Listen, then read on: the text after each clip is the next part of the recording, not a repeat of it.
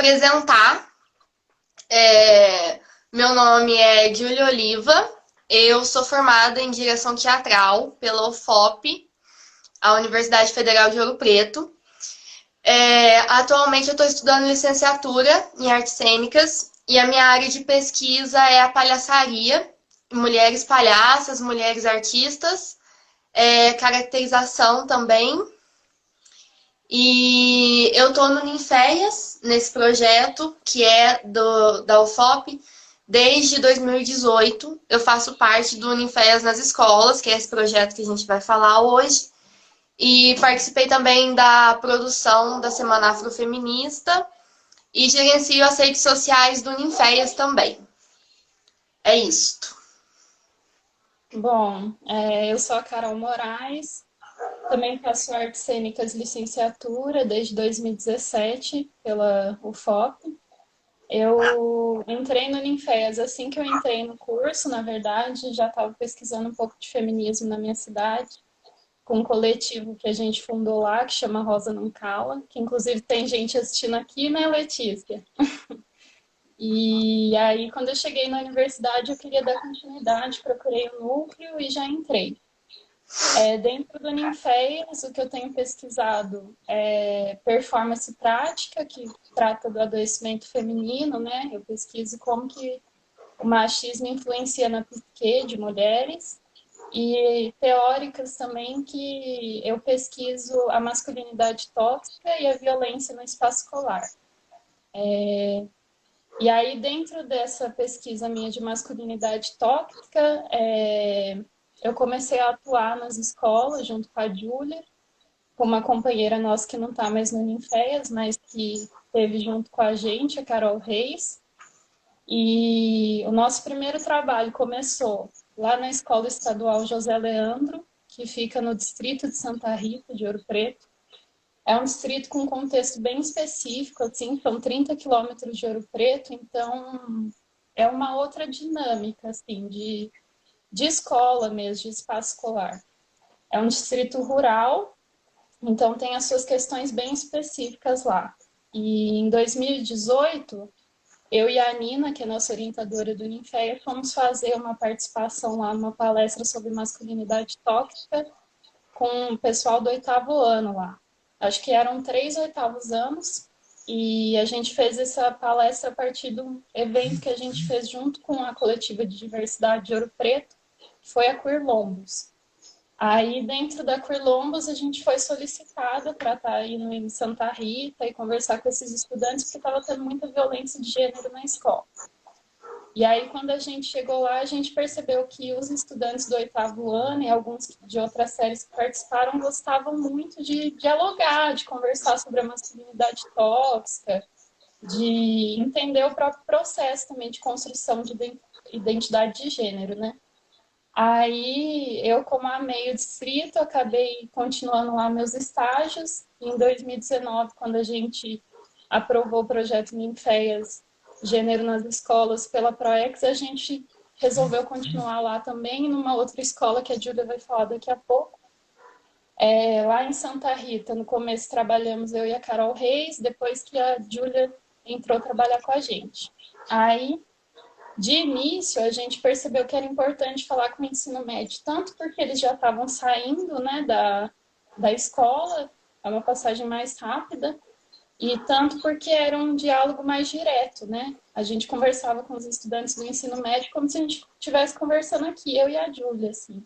E era nosso interesse tratar com eles de uma forma mais direta.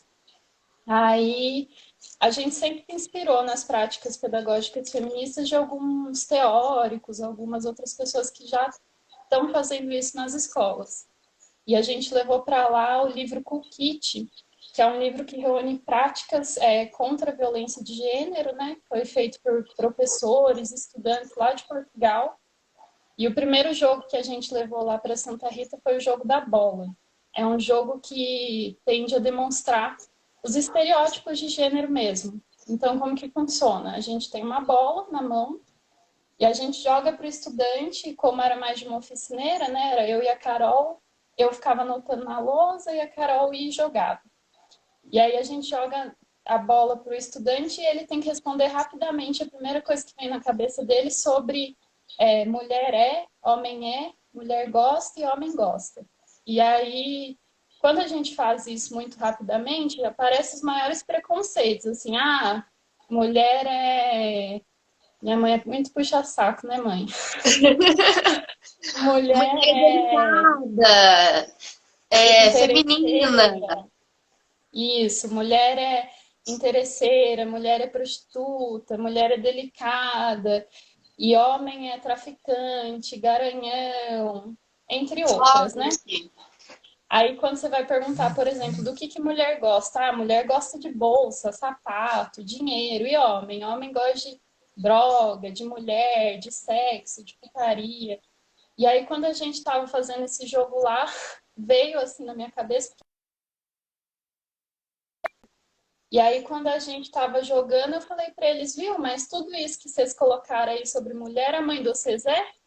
E aí eles ficaram assim, não, professora, né? Não, minha mãe não é interesseira, não é prostituta, não é isso, não é aquilo. Então por que vocês estão falando isso? E aí na hora estava tudo escrito no quadro, assim, aí eles falaram, não, vamos apagar, vamos fazer outra coisa. E foi muito legal, porque quando eles quiseram apagar, a gente já estava fazendo a desconstrução de gênero, assim, no primeiro dia de oficina, né? Eu fiquei, nossa, que felicidade. Aí a gente na segunda oficina fez uma outra prática que eu vou falar mais rapidinho, né, para a Júlia poder falar um pouco da Horácio também, que é uma prática em que a gente separa 2 grupos na sala e pede para esses grupos escreverem a história de vida de uma mulher e de um homem. E aí que sai estereótipo de gênero de novo, porque o que acontece? A mulher sempre morre, sempre é estuprada, sempre pega DST, acaba mal. E o homem não. O homem ou é jogador de futebol, ou é traficante, que foi preso, mas pagou fiança, foi bem sucedido. E aí que a gente começa a debater de novo. Por que a mulher morre? Por que a mulher é estuprada? Por que o homem se dá tão bem, né, na sociedade? Então, esse foi nosso primeiro passo para a gente conseguir traçar os estereótipos de gênero lá e abrir a conversa com eles. Depois a gente percebeu que, como professoras de teatro, a gente precisava falar de corpo, trazer o corpo, e aí a gente trouxe um pouco da prática do Augusto Boal, que é o teatro do oprimido, até porque a gente estava falando de opressões de gênero, né? E a gente levou o teatro fórum, que, rapidamente explicando, é um tipo de teatro em que tem 5 pessoas fazendo a cena, vamos supor. E aí quem está na plateia em algum momento vai ter que interferir para dar uma resolução para aquela cena que não é a que está acontecendo, né? Dar uma resolução melhor para a opressão. E aí os estudantes trouxeram um tema que a gente nem estava discutindo até. Foi muito interessante, porque, obviamente, muitos deles trouxeram violência de gênero. Então tinha estupro, tinha violência doméstica, mas em certos momentos assim eles falaram, a gente quer falar de violência policial. A gente falou, vamos falar, né? A gente quer falar de violência de classe. Então um grupo lá fez uma cena sobre morador de rua que estava sendo violentado. E aí também a gente pode perceber que por mais que a gente restringisse o assunto a gênero, como a gente faz uma prática no Ninfes, que é pensar gênero, raça, classe, na escola isso também acontece. Não tem como a gente falar, por exemplo, só de gênero sem pensar em raça, sem pensar em classe, porque são questões que influenciam diretamente, né? As opressões que as pessoas vivem estão diferentes. Uma mulher branca como eu vive uma opressão completamente diferente de uma mulher negra, de uma mulher indígena. Então isso é importante também.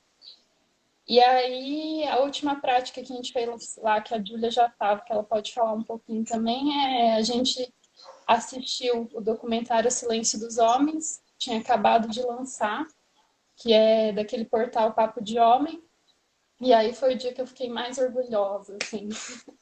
Eu quase chorei na escola, porque apesar da gente estar falando com todos, né, a gente quer falar bastante com os meninos, porque são eles que estão sendo os violentos, né? Não sei se vocês viram, acompanhem, por favor. Ninfes está fazendo uma série de podcasts. E o último podcast que foi lançado essa semana foi o meu, sobre masculinidade tóxica. Eu não vou falar aqui porque está lá, vocês veem lá. Mas dados mostram que os homens, entre as idades, a média, né, de idade de 15 a 29 anos, estão se matando, matando uns aos outros e matando as mulheres. Então a gente quer falar com eles. E aí, no dia que a gente assistiu o documentário, eles ficaram tudo sentadinhos, assim, ó, ouvindo, prestando maior atenção. A gente ficou até chocado, assim, falou, não, os meninos estavam na frente, assim, sabe? E aí eu separei aqui, porque depois que a gente foi para a escola, a gente pediu para eles escreverem como tinha sido a experiência, né? Eu separei um texto de um aluno, que eu não vou falar o nome, porque não pode, e vou ler para vocês o que ele falou. Muitos jovens que são considerados más pessoas, por usar drogas, roubar, beber e etc., algumas vezes são boas pessoas e só praticam esses atos para se enturmar. Masculinidade tóxica. Chamar atenção e mostrar o quanto são homens. Alguns sofreram bullying e acharam que esse modo era para se livrar das opressões. Sobre o quanto são homens, tendo que provar o quanto são homens e provar que também não são gays. Não tiveram influência masculina de pai para aconselhar. E não lhe ensinaram como tratar as mulheres, resultando em depressão, doenças psicológicas e mortes. A gente vai falar um pouco sobre as nossas conclusões com essas práticas na escola, mas rapidamente falando, quando a gente lê uma resposta dessa, né, de um aluno homem, depois que a gente faz essas oficinas, assim, o resultado de que é possível, pela prática pedagógica feminista na escola, a gente alcançar uma melhoria nas relações mesmo. Quando a gente estava assim, nos corredores da escola, né, no bastidor, não na sala, as meninas passavam e falavam, professora, os meninos estão deixando a gente falar mais, agora a gente não deixa eles gritar com a gente não, a gente vai e fala mesmo. Ou, tal fulano tá bravo, porque agora ele não manda mais na gente não. Então isso é a resposta do nosso trabalho e é gratificante demais. A Carol Garcia falou que o Teatro Fórum funciona muito nas escolas. Ela fez um comentário. E alguém falou que gosta muito do nosso projeto. Muito obrigada, não sei quem é. Obrigada. Obrigada, gente. O Teatro Fórum funciona muito porque é quando os alunos se colocam em totalidade, né? Então, não tem quem assiste. Mesmo quem assiste tem que intervir depois. Então, é o máximo de atenção, assim, né? Sim. Eu acho que dá para ter um espaço de pergunta depois, né, Carol? Depois que a gente fizer aqui. Então, a Carol começou falando sobre essa escola do distrito de Santa Rita, aqui de Ouro Preto, que eu participei uma parte, porque eu tinha acabado de chegar no Ninféis. Aí, eu fiz esse mesmo projeto em outra escola daqui de Ouro Preto, que é a Horácio Andrade, que fica lá no bairro do Alto da Cruz. E a gente foi pelo mesmo caminho, lá na Horácio Andrade. A gente começou com o jogo da bola, depois a gente foi para escrita da carta, depois a gente passou um documentário, o mesmo documentário que passou no distrito, O Silêncio dos Homens, e depois a gente fez uma roda de conversa. Essa roda de conversa, inclusive, foi parte da programação da Semana Afrofeminista, que a gente estava produzindo na época. E os resultados lá na Horácio Andrade, eles são muito parecidos com a do distrito, porque assim, no primeiro dia que você vai nas salas de aula, você já vê uma mudança completa em discussões que os estudantes querem falar, assim. E a escrita da carta, por exemplo, é impressionante como é exatamente igual. As mulheres, elas sempre morrem, são estupradas, são abandonadas. E os homens, eles sempre ficam no poder, assim. A gente tem uma característica de aparecer muito traficante nessas cartas, justamente por ser escola de periferia. E aí, lá no Horácio, a parte que mais me chamou a atenção foi também o documentário. Eu, inclusive, indico que assistam O Silêncio dos Homens, está no YouTube. É muito bom, fala sobre essa construção de masculinidade. E os meninos, assim, primeiro eles ficam intimidados, porque inclusive foi uma coisa que a gente já discutiu no Ninféias, que talvez para chegar em estudantes dessa idade, masculinidade tóxica não seja um nome muito bom. Porque eles já imaginam que vai falar mal deles, uma coisa muito forte. Mas a gente vai insistindo e eles acabam participando. E quando eles acabam participando, é meio que uma mistura de se reconhecer e ficar em silêncio ou ficar revoltado com a situação.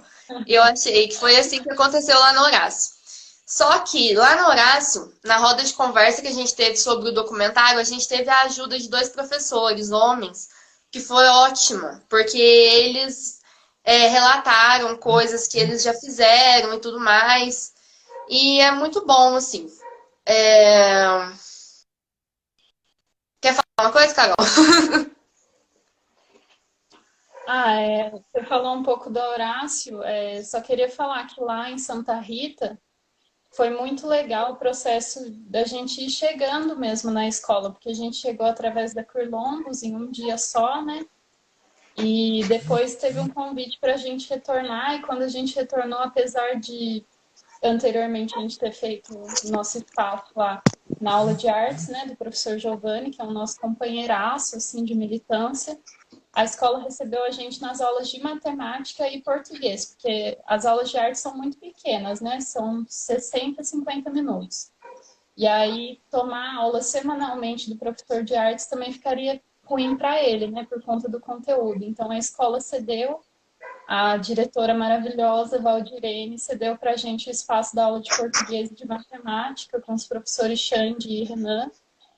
E era interessante também, porque o Xande é um professor assumidamente gay, né? E ele intervia bastante. Ele, assim como a Júlia falou dos professores da Horácio, ele estava sempre questionando a masculinidade, porque ele também se colocava em um outro lugar, né? Ele estava desconstruindo a masculinidade dele. Então, foi muito interessante, assim, trocar com professores homens, porque eles davam um exemplo da própria vivência, né? Apesar de, por exemplo, o Xande ser um professor gay, ele foi criado, né? Ele teve a construção social dele de homem. E aí, quando ele começou a desconstruir, que ele levou para a sala de aula junto com a gente, era como se... Porque os meninos escutam mais homens. Quando são homens falando, eles se interessam mais.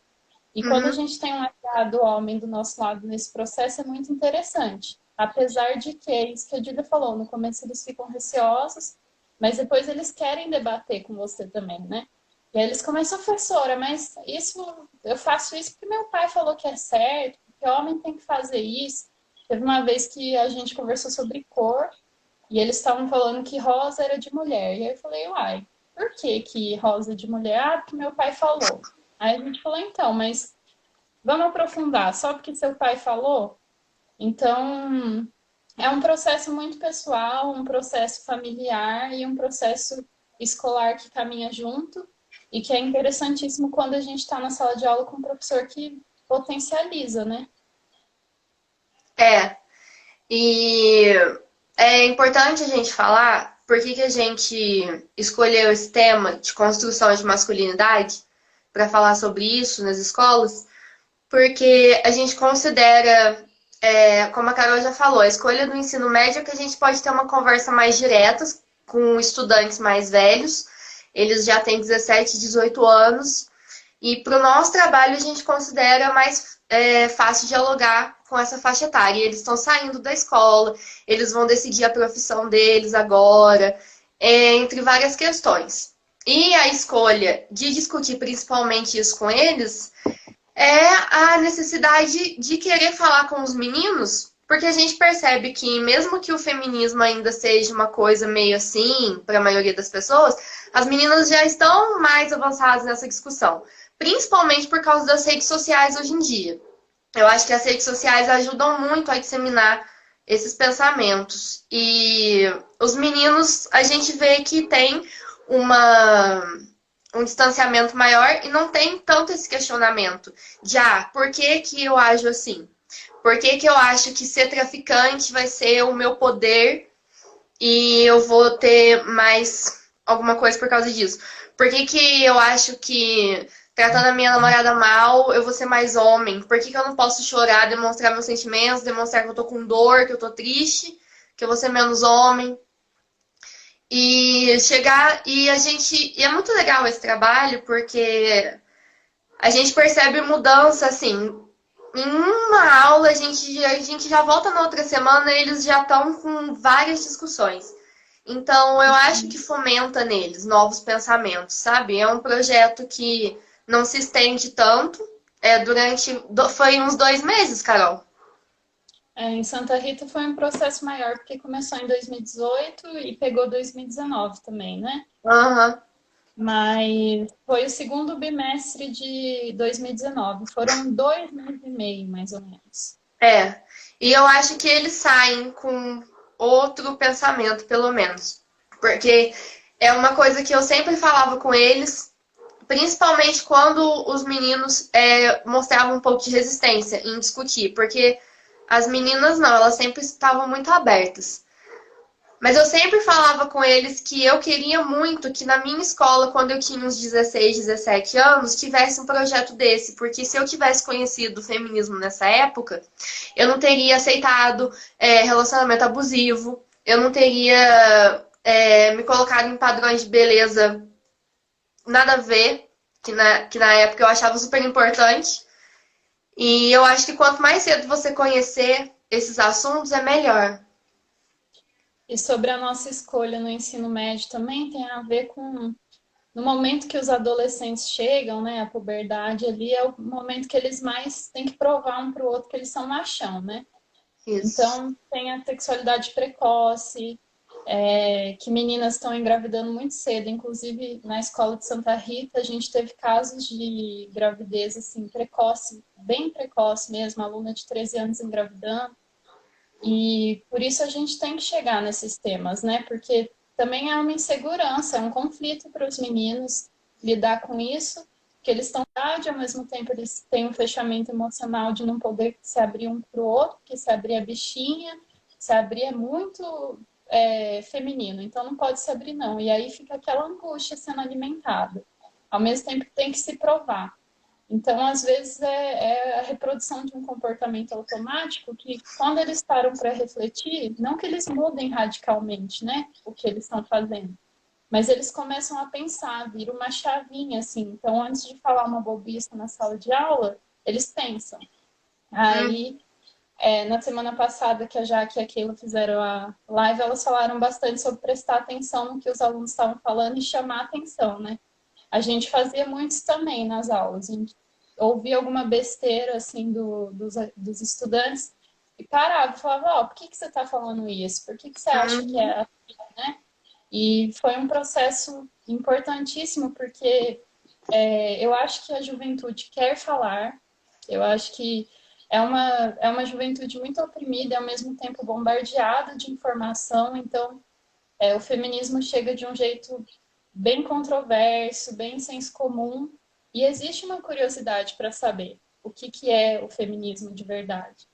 E dar voz para os estudantes foi muito importante para que eles conseguissem falar os próprios preconceitos e desconstruir na própria fala, assim, aquela aula que eu disse do jogo da bola, que eles falaram, não, professora, minha mãe não é assim, não, apaga isso.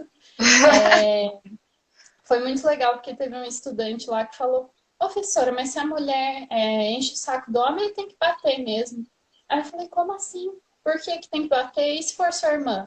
Aí ele, não, minha irmã não, se bater nela, eu bato nele. Aí eu falei, uai, mas então, sua irmã não pode, mas outra mulher pode. Você faria com outra mulher, por exemplo.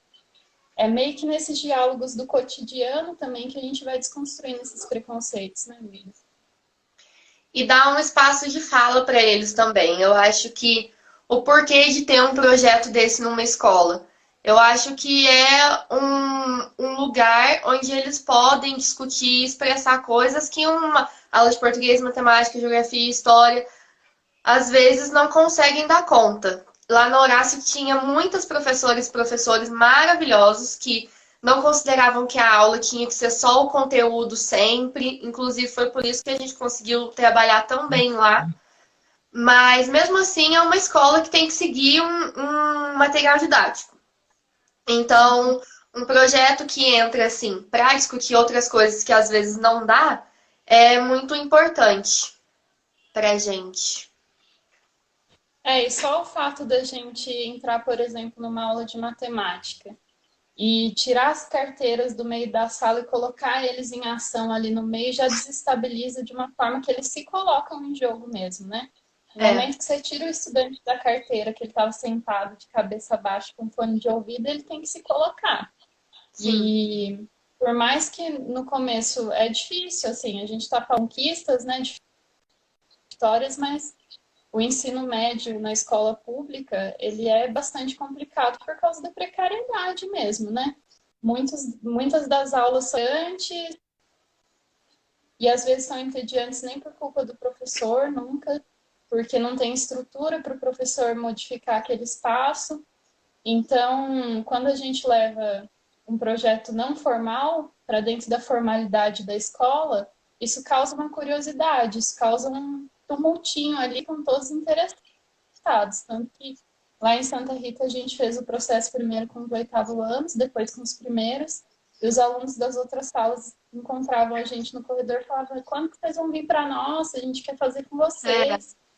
E acho que a gente pode ir um pouco para a pergunta também, né, amiga? Mas Bom, aconteceu uma coisa lá em Santa Rita que eu pretendo relatar assim, no meu TCC, que eu tenho relatado nos estágios, que depois que a gente entrou lá, assumir sexualidades que não a heterossexual ficou mais fácil para os estudantes. No sentido de que muitos casais lésbicos que tinham na escola e se escondiam, começaram a se colocar. E aí elas se colocavam e vinham falar com a gente imediatamente, assim, ó, professora, agora eu tô me sentindo mais forte para isso. Então é o que eu falei, assim, o gênero ele traz outras questões que são importantíssimas e a sexualidade é uma delas. E os estudantes que não são heterossexuais em escolas públicas no Brasil sofrem muito. Basicamente, eles ficam escondidos, né? E com esse projeto a gente conseguiu criar uma rede de afeto e proteção que os alunos se sentiram à vontade para poder se impor lá, né? Teve uma vez que eu fiquei muito feliz, que eu cheguei na escola, assim, e a Valdirene, que é a diretora, me chamou e falou: olha, os alunos querem fazer uma coisa, hoje você vai ter que ajudar. Eu fiquei: o que será que é, né? Não era nenhum planejamento meu, mas as alunas do terceiro colegial, que não eram alunos que eu estava trabalhando com ninféias, mas sim no estágio, queriam modificar o banheiro feminino. Porque o banheiro feminino tem sempre nas portas, né? Ah, não sei o que é vadia, não sei o que é puta, muitas ofensas. E aí elas começaram a querer modificar aquele espaço, tornar um espaço mais afetuoso, mais de proteção para as mulheres mesmo.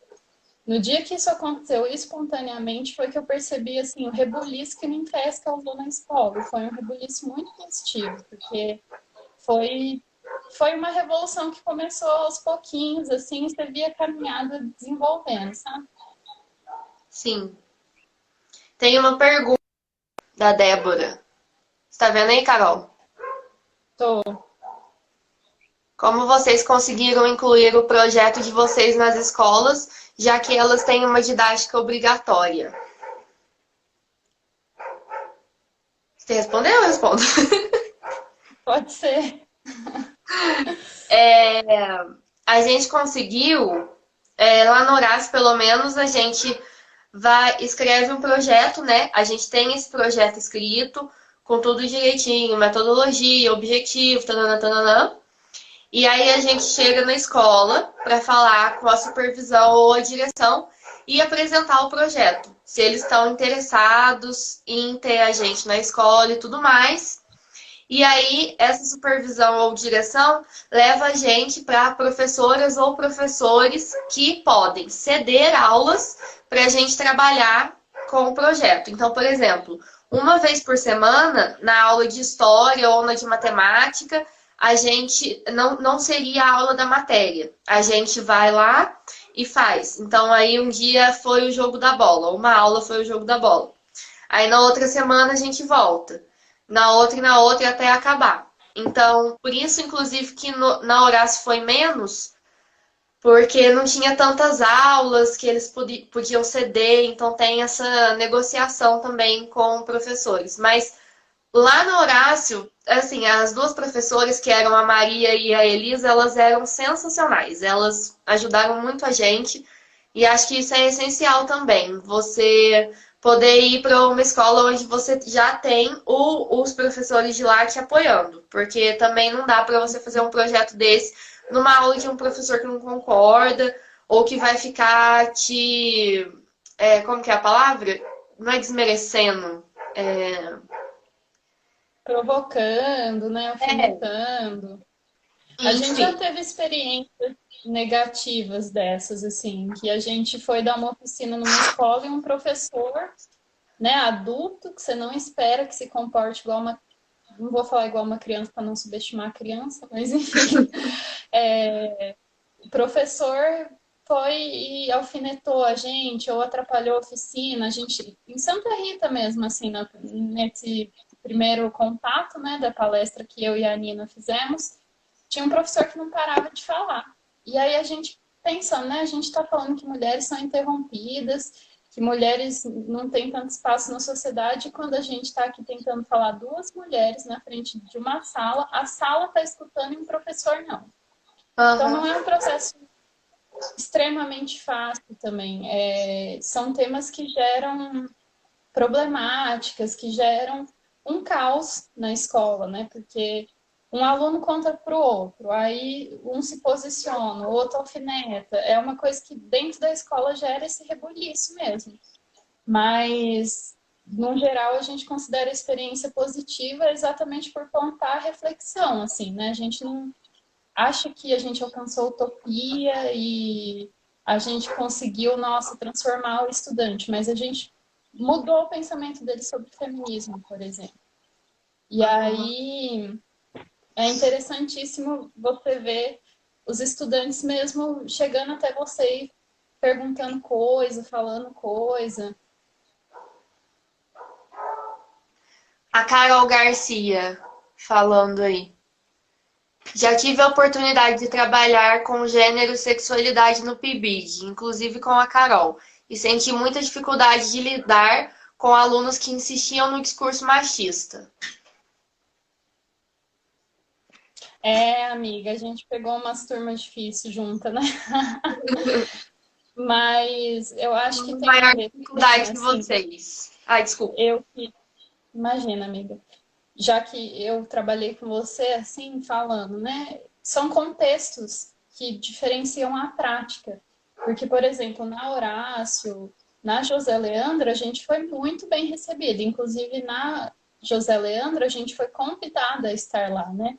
Em 2018, o Giovanni chegou em mim, na Nina, e falou: olha, a gente precisa de oficina sobre feminismo e violência de gênero urgentemente lá.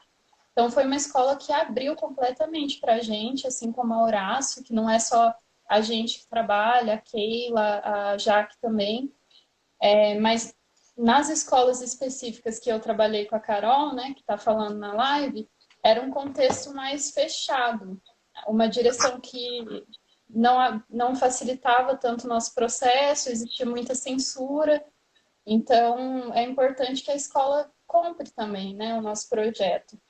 E só mais uma coisa, assim, para explicar para vocês. Nosso projeto é vinculado à Universidade Federal de Ouro Preto através da PROEX, que é a Pró-Reitoria de Extensão. Ele é um projeto aprovado para ser executado. Então, tem toda uma formalidade para que ele aconteça, né? Tem toda uma seguridade. E tratar de temas como sexualidade, gênero, saúde, são coisas que são garantidas pela lei, né? Da Base Comum Curricular Nacional. Então, é argumentação e um bom recebimento da escola que faz com que o trabalho aconteça, né? Teve uma pergunta, né, de qual a nossa dificuldade, como que a gente tratava dessa resistência, de comentários machistas e tudo mais. E a Débora também falou se a gente enfrentou alguma resistência, se teve alguma aula que foi em vão por causa dessas resistências. Falando sobre Horácio, quem é daqui de Ouro Preto sabe que o Alto da Cruz é um bairro periférico. Então, a gente foi trabalhar lá na Horácio. A primeira resistência que a gente tem é chegar duas aluninhas da faculdade lá, né, achando que é as donas da verdade.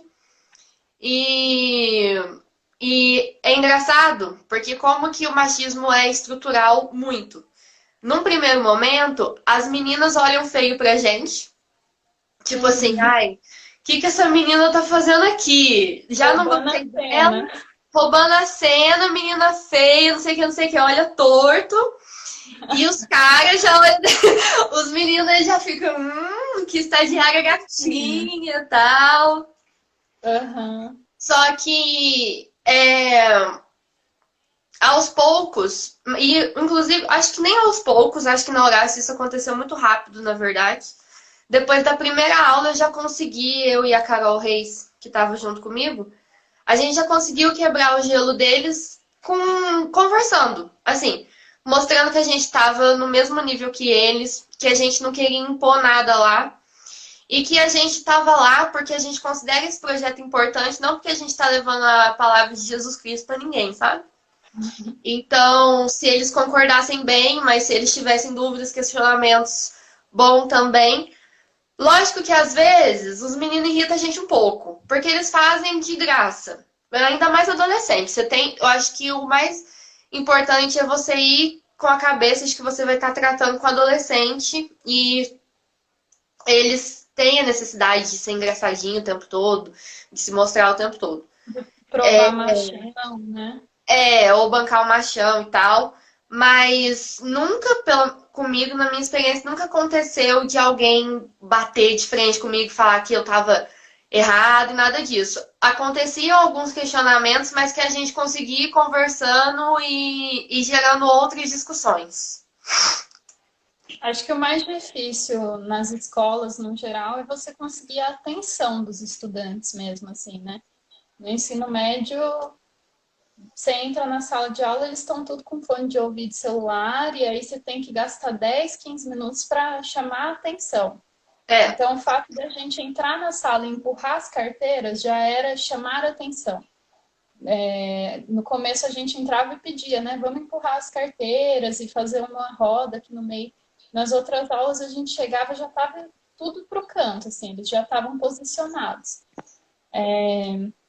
Assim, uma experiência que foi negativa, mas foi positiva no final das contas nas minhas oficinas, né? Quando eu fiz essa história que eu falei para vocês, que são dois grupos, um grupo escreve sobre o homem, um grupo escreve sobre a mulher.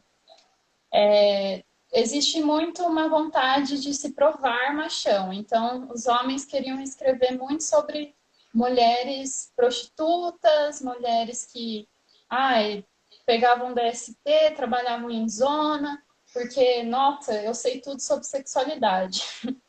E aí, trabalhar com a Carol Reis era importante nesse momento, porque a Carol era bem direta com eles, assim, né? Falava na linguagem deles mesmo, assim, tipo, para de graça, por que você tá fazendo isso? Você não precisa se provar para ninguém. E aí é o momento que eles ficam até meio envergonhados, assim, sabe? Que eles ficam, ela percebeu que eu tô tentando me provar. sim. E acho que a questão da linguagem é uma questão muito importante, porque você não pode chegar lá falando academicamente, do jeito que a gente escreve um artigo. Você tem que conversar com eles de igual para igual. Então, eu lembro que muitas das aulas eu falava gíria e o Xande, que é esse professor de português, ficava, nossa, Carol, mas você fala muita gíria. Mas era o jeito que a gente encontra de atingir os estudantes, né? E aí, quando eles se sentem identificados com a gente, apesar deles continuarem provocando, eles provocam para receber a resposta. Uhum. E aí vai criando uma relação, assim, mas é tudo uma construção, é você demonstrar que vocês estão no mesmo patamar ali, refletindo juntos, né? Uhum. Tá faltando 10 minutos, viu, Carol? Tá. Para 1 hora. Eu acho legal a gente falar também que a gente entra na escola querendo falar sobre feminismo, machismo, gênero e tal, mas a gente acaba falando de tanta coisa, porque engloba tudo. Engloba eles serem da periferia, engloba A parte social engloba a maioria dos alunos serem negras e negros. E aí você vai por camadas assim com eles. Às vezes você tá falando sobre um assunto, de repente vai para outro completamente diferente. Isso acontecia muito na sala de conversa também. E eu acho isso muito importante para eles terem espaço para falar sobre as próprias vivências, sobre si mesmo, sobre a própria realidade. Porque é uma coisa completamente diferente da gente que vai lá conversar com eles. Sim. E a gente constrói um cronograma, né, de ação, mas quando a gente chega na escola, a gente percebe que está demandando outra coisa, assim. Igual a gente sempre se inspira muito no Cool Kit, mas quando a gente chega lá, acontece uma reviravolta num jogo do Cool Kit. Então a gente tem que tomar um outro caminho. Por exemplo, o jogo da bola. O Cool Kit vai até jogar a bola e perguntar: homem gosta, mulher gosta, homem é, mulher é. Mas quando os alunos foram interceptados por mim com a pergunta: sua mãe é tudo isso? A gente teve que tomar outro caminho, porque eles quiseram apagar o que estava escrito na lousa. Uhum. Então, deixar com que o processo de aprendizado seja construído por todos, né? Não só pela gente que está indo. A gente leva um planejamento, mas quando chega lá, ele se modifica porque os estudantes trazem outras questões para a gente também. A Lawanda tá falando sobre uma experiência dela na escola sobre pornografia. Esse assunto dá pano pra manga. Que foi frustrante porque os alunos insistiam que não era uma indústria ruim e tudo mais, tudo mais. Eu acho que isso, gente, não passa de uma falta de percepção mesmo do que como as coisas realmente são quando a gente fala sobre abuso de corpo de mulher. E não é uma coisa discutida. É uma coisa que é imposta para os meninos desde muito novo. Ver pornografia é uma coisa que, sei lá, com que idade que os meninos começam a fazer isso? Jovens, às vezes são virgens ainda, e aí começam uma vida sexual completamente deturpada, espelhada no que viram no pornô, porque não é nada daquilo sexo real. E é difícil mesmo conversar com eles sobre isso. Acho que é uma conversa que requer tempo. Não dá pra ser uma discussão de uma aula, porque é difícil. Mas E aquilo que a Julia falou, assim, alguns temas do feminismo a gente precisa pensar como colocar, né? Porque a pornografia nada mais é do que a cultura do estupro, assim, né? Se materializando. Só que aí, quando o feminismo aponta o homem como um estuprador em potencial, eles já ficam todo arisco, assim, mas eu nunca estuprei, eu nunca estupraria, isso está completamente errado, vocês são doidas. Então, para abordar certas temáticas, a gente tem que amparar a linguagem num lugar mais afetuoso mesmo, assim, mais comunicativo e menos agressivo, né? Porque, sim, a gente considera todo homem um estuprador em potencial. Mas será que falar dessa forma para os estudantes, eles vão te dar atenção? Ou eles vão se sentir atacados? O miolo do negócio é eles entenderem que quando a gente fala sobre machismo, sobre estupro e tudo mais, a gente está falando sobre um sistema estrutural. A gente não está xingando eles. Não quer dizer que eles são horríveis e que... não é isso. Eles têm que entender que nós estamos dentro desse sistema, inclusive nós mulheres, que reproduzimos muitos desses comportamentos. Então, não é uma coisa pessoal. Eu não tô apontando dedo pra você. Eu tô falando de uma bola.